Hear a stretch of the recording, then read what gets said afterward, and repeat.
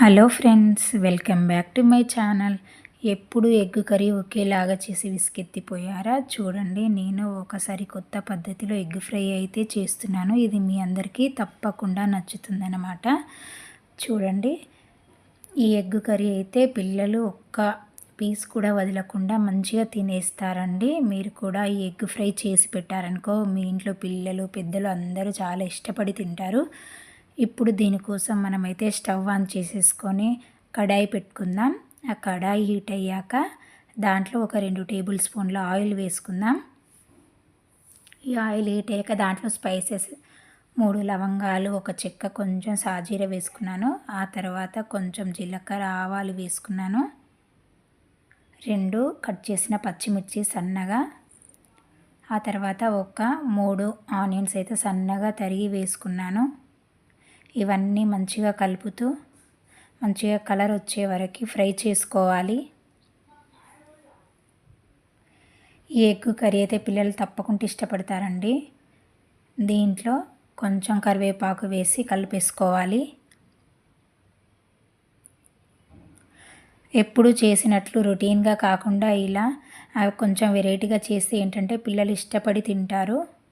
దీంట్లో చిటికెడు పసుపు, 1 స్పూన్ అల్లం వేసుకొని మంచిగా కలిపేసుకోవాలి. మంచిగా కలర్ వచ్చే వరకు కలుపుతూ ఇలాగే మూత పెట్టకుండా మంచిగా ఫ్రై చేస్తూ ఉండాలి మీడియం ఫ్లేమ్లో. ఇప్పుడు మంచిగా ఫ్రై అయినాయి కదా, దీంట్లోకి 1 స్పూన్ కారం, పచ్చిమిర్చి వేసాం కాబట్టి తక్కువ వేయాలి, సరిపడినంత సాల్ట్, కొంచెం ధనియాల పొడి, కొంచెం గరం మసాలా, కొంచెం జీలకర్ర పొడి. ఇవన్నీ నేను ముందే చేసి పెట్టుకుంటానండి, రోజు కర్రీలలో వేస్తాను కాబట్టి.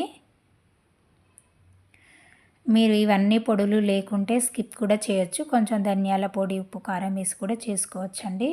ఇలా మంచిగా ఉప్పు, కారం, ఈ పొడులన్నీ ఆనియన్స్కి మంచిగా పట్టి ఫ్రై అయ్యే వరకు కలుపుతూ ఇలాగే ఫ్రై చేస్తూ ఉండాలి. ఇప్పుడు చూడండి ఎంత బాగా ఫ్రై అయ్యిందో కదా. ఇప్పుడు నేనైతే ఒక 3 ఎగ్స్ ఉడకబెట్టుకొని పొట్టు తీసేసుకొని ఇలా కట్ చేసి పెట్టుకున్నాను.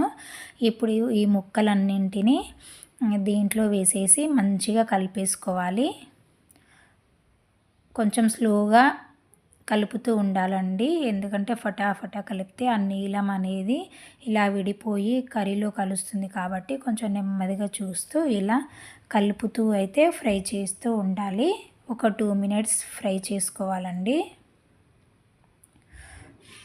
చూడండి, ఆల్మోస్ట్ మన కర్రీ అయితే రెడీ అయిపోయింది. ఇప్పుడు దీంట్లోకి మంచిగా సన్నగా తరిగిన కొత్తిమీర తురుమును చల్లేసుకున్నాను. ఇప్పుడు 1 మినిట్ అలా కలుపుతూ, అడుగంటింది అనుకుంటే ఇలా కలుపుతూ ఫ్రై చేసుకోవాలి. మన ఎగ్ ఫ్రై అయితే రెడీ అయిపోయిందండి. ఈ రెసిపీ కనుక మీకు నచ్చినట్లయితే please subscribe my channel friends. Have a nice day.